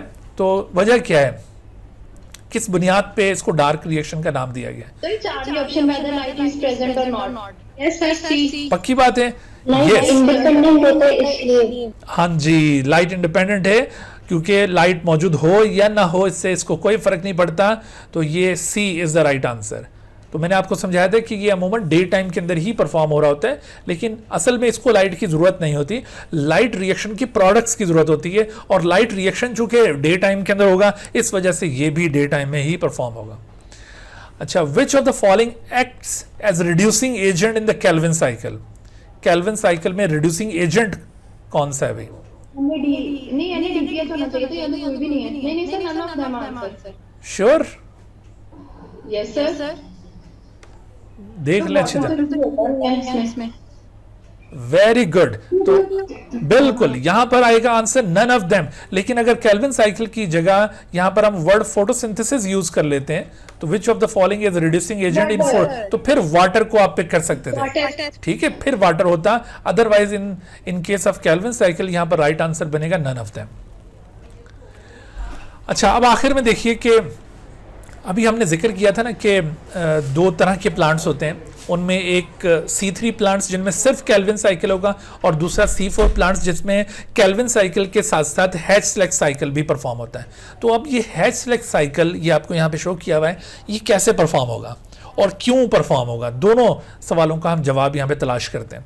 दरअसल देखो, होता ये है कि कुछ प्लांट्स में, जो कि मैंने आपको अभी बताया कि गर्म इलाकों के प्लांट्स होते हैं, उनके अंदर ये एक अडाप्टेशन पाई जाती है कि वो उस गर्मी वाले इफेक्ट को टॉलरेट कर सकते हैं।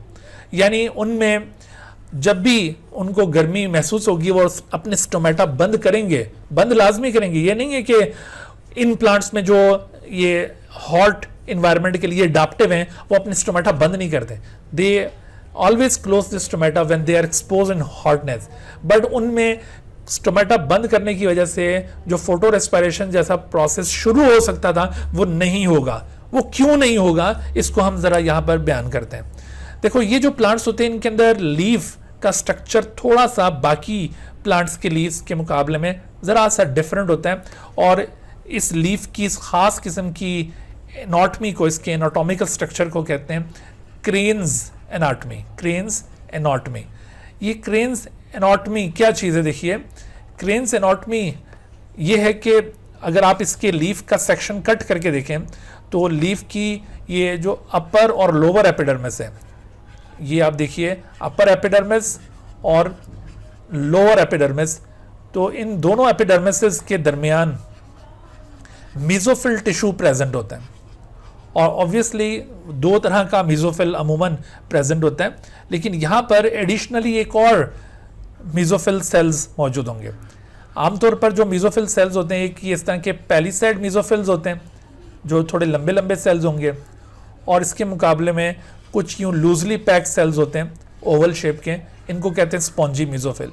सो usually two type of mesophylls are found in normally leaves. अच्छा, यहाँ पर थोड़ा सा डिफरेंस क्या है? वो डिफरेंस ये है कि यहाँ पर जो वेस्क्यूलर बंडल मौजूद है, vascular bundle, here is the vascular bundle, और इस वेस्क्यूलर बंडल में ये आपको जो ब्लैक कलर के सेल्स दिखाए जा रहे हैं, ये बंडल शीथ सेल्स हैं। These are bundle sheath cells जो वेस्क्यूलर बंडल को सराउंड कर रहे हैं। सेंटर के अंदर वेस्क्यूलर बंडल मौजूद है, जाइलम एंड फ्लोएम, और उसके गिर्द ये ब्लैक कलर के bundle sheath cells are there. यहां पर डिफरेंस ये है कि जो बंडल शीथ सेल्स हैं, they are surrounded by some specialised palisade cells, जो कि उन थोड़े से इलोंगेटेड हैं, उसी तरह जैसे पैलिसेड सेल होते हैं, but these palisade cells form concentric ring around the bundle sheath sales. एक कॉम्पैक्टली पैक रिंग जो है वो ये फॉर्म करते हैं around the bundle sheath sales. देखो, ये जो बंडल शीथ सेल ब्लैक वाले सेल्स मैंने आपको दिखाए, इनके गिर्द ये स्पेशलाइज्ड पैलिसेड सेल्स हैं जिन्होंने एक बिल्कुल एक कॉम्पैक्टली पैक एक रिंग फॉर्म किया हुआ है। जबकि बाकी जो स्पॉन्जी मीजोफिल सेल्स हैं वो यहाँ पर आपको नजर आ रहे हैं, these are spongy mesophyll cells. अब आप जरा देखिए, गौर कीजिए, यहाँ जो चीज़ मैंने स्पेशली पॉइंट आउट करनी है वो ये कि अगर आपसे मैं पूछता हूँ कि इंटरसेलुलर स्पेसेस क्या बंडल शीथ सेल्स के साथ इन कॉन्टैक्ट हैं? Actually these are the intercellular spaces. Intercellular spaces, तो आप देखिए कि क्या ये जो इंटरसेलुलर स्पेसेस हैं, are they in contact with the bundle sheath cells? Here are the bundle sheath cell. क्या इनके साथ इसका कोई रिलेशन नजर आ रहा है आपको? बंडल शीथ सेल, यस और नो? ये इंटरसेलुलर स्पेसेस क्या इनके साथ कम्युनिकेट कर रही हैं? बंडल शीथ सेल के साथ कम्युनिकेट कर रही हैं? No, they do not interact with the bundle sheath cell. Why? Because of these specialized ring of palisade cells. ये आप देख रहे हैं एक special ring of mesophyll is present around the bundle sheath cell. ये कॉम्पैक्टली पैक सेल्स का जो एक रिंग इसके गिर्द मौजूद है, उसकी वजह से intercellular spaces have no contact with the bundle sheath cells. Clear होगी बात? ये वाला पॉइंट अपनी माइंड में रखना है आपने। तो ये जो इस तरह की खास एनाटॉमी है, इसे कहते हैं Kranz anatomy, and this is found in where it is found in C3 plants और in C4 plants. It is found in C4 plants. ये C4 प्लांट्स का एक एडाप्टिव फीचर है। अच्छा, अब इसका फायदा क्या होगा, जरा दोबारा हम इधर आते हैं। देखो ये हमने दिखाया एयर स्पेस या इंटरसेलुलर स्पेस, ये जो मेसोफिल सेल्स के दरमियान ये जो जगह दिखाई थी मैंने, ये इंटरसेलुलर स्पेस, ये हमने यहाँ पर इस टेबल के अंदर इस जगह पे ये इंटरसेलुलर स्पेस दिखाया और इस इंटरसेलुलर स्पेस में ये CO2 दिखाया। CO2 यहाँ पे कहाँ से आया होगा, ये CO2 ये वही CO2 है जो बाहर से इंपोर्ट किया गया है, क्योंकि यहाँ पर ये स्टोमेटा मौजूद है, यहाँ से ये CO2 अंदर दाखिल हुआ है और ये CO2 इस इंटरसेलुलर स्पेस के अंदर मौजूद है। सही हो गया। अच्छा, CO2 यहाँ पर बाहर से भी CO2 आता है और इसके साथ साथ ये जो मेसोफिल सेल्स हैं they also release CO2। Mesophyll cells CO2 कैसे रिलीज करते होंगे, जरा सोचिए। मेसोफिल सेल्स के कौन से प्रोसेस से CO2 निकलता होगा? मेसोफिल सेल्स में ऐसा कौन सा इवेंट होता है? फोटोसिंथेसिस में से या रेस्पिरेशन में से? रेस्पिरेशन, बिल्कुल। तो असल में CO2 बाहर से भी इंपोर्ट होता है जब स्टोमेटा खुले हुए होंगे, और अगर स्टोमेटा बंद हो जाए तो CO2 कहां से आएगा? जो CO2 ये मेसोफिल सेल्स की रेस्पिरेशन से जनरेट हो रहा है वो CO2 यहां पर इंटरसेलुलर स्पेस के अंदर इकट्ठा हो रहा होगा। क्लियर होगी बात? अच्छा, अब ये जो CO2 यहां पर मौजूद है, इधर आपको दिखाया mesophyll cells of the leaf. Mesophyll cells कौन से हैं? Mesophyll cells of the leaf ये सारे हैं, ये स्पॉन्जी, ये पैलिसेड या फिर ये जो इनके गिर्द मौजूद हैं, दीज आर मेसोफिल सेल्स। ये सारे ही मेसोफिल हैं। इन मेसोफिल सेल्स में याद रखो कि Calvin cycle does not occur. This is very important point. Keep in your mind. In C4 plants, the mesophyll cells do not perform Calvin cycle. Calvin cycle is absent. ये बड़ा एक important MCQ बनता होता है। Calvin cycle is absent in which of the following cell? तो उसमें mesophyll cells of the C4 plants they do not have enzymes for Calvin cycle. हालांकि वैसे C3 plants में जो mesophyll cells हैं they can perform Calvin cycle, but in C4 plants they cannot perform Calvin cycle. तो इसी वजह से इनमें चूंकि Calvin cycle नहीं हो रहा, तो यहां पर अब क्या होगा कि जो CO2 यहां से अंदर दाखिल होगा इन mesophyll cells के अंदर, वो CO2 एक मॉलिक्यूल होगा mesophyll cell में known as phosphoenol pyruvate, PEP इसको कहते हैं। तो फॉस्फोइनोल पायरुवेट के साथ ये रिएक्ट करेगा। Phosphoenol pyruvate is a 3 carbon molecule, और इसके साथ जब ये 1 कार्बन मॉलिक्यूल CO2 ऐड होता है तो in this way 4 carbon molecule oxaloacetate is produce. This reaction is catalysed by an enzyme known as PEP carboxylase. ये कौन सा एंजाइम कैटलाइज कर रहा है? PEP carboxylase enzyme.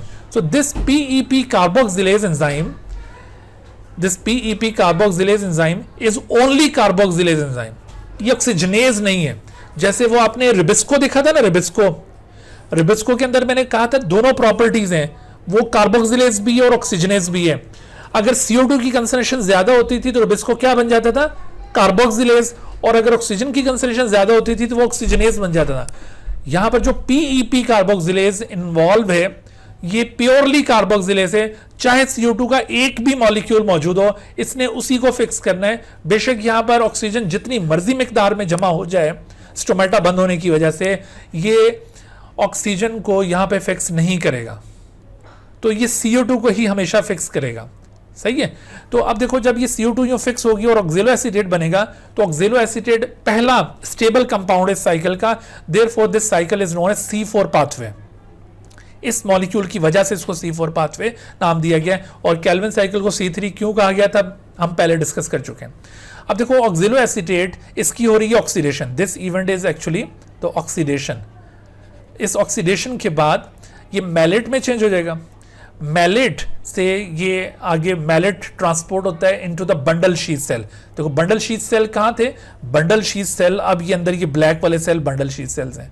तो ये कहते हैं कि जो बंडल शीथ सेल्स हैं वो दरअसल कैल्विन साइकिल परफॉर्म कर सकते हैं। जब ये मैलेट बंडल शीथ सेल के अंदर दाखिल हो जाता है तो मैलेट अंदर आकर ब्रोकन डाउन होगा बंडल शीथ सेल्स में, और वहां पर ये कार्बन डाइऑक्साइड इससे अलग हो जाएगी और पायरुवेट बनेगा। ये कार्बन डाइऑक्साइड जो बंडल शीथ सेल में रिलीज होगी from the break down of the malate, this carbon dioxide participate in the Calvin cycle. यानी इन प्लांट्स में जो कैल्विन साइकिल है it is restricted to the bundle sheath cells only, it does not occur in the mesophyll cell. यहां पर अब वो रिबिस्को मौजूद है। अच्छा, यहां पर अब इस रिबिस्को को वो जो ऑक्सीजन की ज्यादती है वो तंग नहीं कर रही, क्योंकि ऑक्सीजन अगर ज्यादा होगी स्टोमेटा बंद होने की वजह से, तो वो ऑक्सीजन ज्यादा कहां होगी, वो जाहिर है इंटरसेलुलर स्पेस के अंदर ज्यादा होगी। तो बेशक यहां पर ऑक्सीजन की कंसंट्रेशन हाई हो, रिबिस्को को अब कोई फर्क नहीं पड़ रहा, उसको ये जितनी भी CO2 मिलती जा रही है ये उसको फिक्स करता जा रहा है, और यूं केल्विन साइकिल अपनी रूटीन में चलता जा रहा है। आपने महसूस किया कि ये कैसी ज़बरदस्त एडाप्टेशन है कि CO2 को इस तरह से यहाँ पर ट्रांसपोर्ट किया गया है ताकि वो इधर केल्विन साइकिल में मुसलसल इस्तेमाल हो। तो बेशक जितनी मर्जी गर्मी पड़े, स्टोमेटा बंद रहें, लेकिन ये केल्विन साइकिल नहीं रुकेगा, ये चलता रहेगा, और इस वजह से ये प्लांट्स हॉट एनवायरनमेंट के लिए अडाप्टिव हो जाते हैं। अच्छा, अब ये जो पायरुवेट यहाँ से निकला था, ये पायरुवेट दोबारा बंडल शीथ सेल से ट्रांसपोर्ट हो जाएगा मेसोफिल सेल्स में, और यहाँ पर इसकी होगी phosphorylation. After this phosphorylation event अब ये दोबारा फॉस्फोइनोल पायरुवेट में चेंज हो जाएगा, इस तरह से फिर CO2 के साथ ये। तो ये जो साइकिल आप देख रहे थे, this is called Hatch Slack cycle. तो Hatch Slack cycle is an additional pathway, not an alternative pathway. Keep in your mind, अक्सर ये MCQ में गलती हो जाती है कि ये एक अल्टरनेटिव पाथवे नहीं, ये एक एडिशनल पाथवे है जो in addition to Calvin cycle ही परफॉर्म हो रहा है। यहाँ पर C4 प्लांट्स में अगर केल्विन साइकिल पूछा जाए कौन से सेल्स में होता है, तो बंडल शीथ सेल्स में। और अगर आपसे पूछा जाए कि हैच-स्लेक साइकिल कौन सी सेल्स में परफॉर्म हो रहा है, तो it is completed in both cells. Mesophyll cells में भी इस साइकिल का कुछ हिस्सा हो रहा है, और बंडल शीथ सेल्स के अंदर भी इस साइकिल का कुछ हिस्सा परफॉर्म हो रहा है। ठीक हो गया। तो ये थी हैच-स्लेक साइकिल या C4 फोटोसिंथेसिस। अच्छा, अब आखिर में 2-3 सवालात के हम जवाबात लेते हैं। देखिए, removal of the source of CO2 जहां से आ रहा था, अगर हम उस सोर्स को खत्म कर दें, from photosynthesising chloroplast results in the rapid changes in the concentration of certain chemicals. अगर क्लोरोप्लास्ट को जो CO2 मिल रहा है वो ना मिले तो फिर क्या होगा? विच of the following represents the correct combination of concentration change? ATP में क्या चेंज आएगा, RUBP में और 3PGA। तो यहाँ पे जहन में रखो कि CO2 अगर नहीं मिल रहा तो दरअसल केल्विन साइकिल अफेक्ट हो गया है। ठीक है, केल्विन साइकिल जब अफेक्ट होगा तो फिर क्या ATP की कंसंट्रेशन डिक्रीज करेगी और RUBP की कंसंट्रेशन भी डिक्रीज करेगी? RUBP की कंसंट्रेशन डिक्रीज नहीं करेगी, ना ATP की। देखो, ATP की कंसंट्रेशन तो इंक्रीज होनी चाहिए। क्यों? वो इस वजह से कि दरअसल लाइट रिएक्शन परफॉर्म हो रहा है और ATP बने जा रहे हैं, लेकिन CO2 नहीं मिल रहा, तो इस वजह से केल्विन साइकिल रुका हुआ है। तो इस वजह से ATP की कंसंट्रेशन को बढ़ना चाहिए, कम नहीं होना चाहिए। लिहाजा ये A और B दोनों को हम रिजेक्ट कर सकते हैं। इन दोनों में इंक्रीज का जिक्र आ रहा है। RUBP की कंसंट्रेशन में क्या फर्क पड़ेगा? इंक्रीज या नो चेंज। और 3PGA ये डिक्रीज होगा या इंक्रीज होगा? तो यहां पर क्या आना चाहिए? तो हाँ जी, तो 3PGA को क्या हो जाना चाहिए? डिक्रीज होना चाहिए, और RUBP को इंक्रीज होना चाहिए, और ATP को भी इंक्रीज होना चाहिए। Therefore the right answer is C। ठीक है, तो केल्विन साइकिल अगर इस तरह रुक जाए और लाइट रिएक्शन परफॉर्म होता रहे तो इस तरह का ये कंपोजिशनल चेंज आ सकता है। What are the possible products of light reaction in photosynthesis? Light reaction हम ऑलरेडी पढ़ चुके हैं, चलें उससे रिलेवेंट आ गया ये। तो पॉसिबल प्रोडक्ट्स क्या हैं? ATP एंड NADPH2 और ऑक्सीजन भी आ सकता है, एंड ऑक्सीजन भी आ सकता है। आप ये इस वाले को नहीं पिक कर सकते। यहां पर जो पॉसिबल राइट आंसर बन रहा है वो ये B ही बन रहा है, बिल्कुल। अच्छा, suppose CO2 labelled with carbon 14 has been used to identify the intermediate compound in the Calvin cycle। बाज़ वक़्त हम ये आइसोटोपिक कंपाउंड्स यूज़ करते हैं पाथवे को ट्रेस करने के लिए। तो ये कहता है कि अगर हमने ऐसी कार्बन डाइऑक्साइड इस्तेमाल की जिसमें C14 था, तो which compound would be the first in the Calvin cycle to contain C14? Calvin cycle का पहला मॉलिक्यूल कौन सा होगा जिसमें ये चीज़ आपको मिलेगी? तो आपने, हाँ जी, तो आपने वो फर्स्ट स्टेबल मॉलिक्यूल याद रखना है। तो वो फर्स्ट स्टेबल मॉलिक्यूल क्या होगा इनमें से? सर, वो 3-फॉस्फोग्लिसरेट है। तो यहाँ पर ऑप्शन कौन सा पिक करें हम? एब्रिएशंस PGA। वेरी गुड, ठीक है। So this is right answer. ये PGA थोड़ा ऊपर चढ़ गया। अच्छा, in the conversion of RUBP to PGA a molecule of CO2, ये पहले ही आंसर यहाँ पे चमकता हुआ नजर आ रहा है। यहाँ पर देखो ये क्यों है ये आंसर, 1 मॉलिक्यूल या a molecule of CO2 is required. उसकी वजह यह है कि देखो केल्विन साइकिल में एक CO2 जब एक RuBP से कंबाइन होगा तो एक 6 कार्बन मॉलिक्यूल प्रोड्यूस हो रहा है और वो टूटता है तो फिर PGA बन जाएगा। तो यहां पर फकत ये बात पूछी जा रही है कि RuBP से PGA बनाने में क्या चीज रिक्वायर्ड है, तो एक मॉलिक्यूल CO2 का काफी है यहां पे, ठीक है, ये इस वजह से आंसर बना यहां पे। अच्छा, what is the outline sequence by which the CO2 may be incorporated into the starch by photosynthesis. Starch तक का पाथवे आप याद करें, क्योंकि केल्विन साइकिल के बाद ये ट्रायोज कार्बोहाइड्रेट निकलेगा, वो ग्लूकोज में हेक्सोज फॉस्फेट में चेंज होगा और फाइनली स्टार्च बनेगी। तो क्या होना चाहिए, PGA प्लस CO2 होता है केल्विन साइकिल में या RuBP प्लस CO2 होगा। तो इस वजह से ये और ये तो हम रिजेक्ट कर देंगे, RuBP प्लस CO2 और उसके बाद फिर PGA, triose phosphate, hexose phosphate and then starch. So the right answer is the B। तो इस तरह से ये जो हमारा आज का लेक्चर था अपने इख्तिताम को पहुंचा। Dear viewers, thank you for watching this video. If you have not subscribed this channel, kindly subscribe it and also press the bell icon below so that you could be notified about any new video lecture from Biology Guardian. And also do not hesitate to ask any question regarding this lecture. My contacts are shown on the screen. Thank you once again.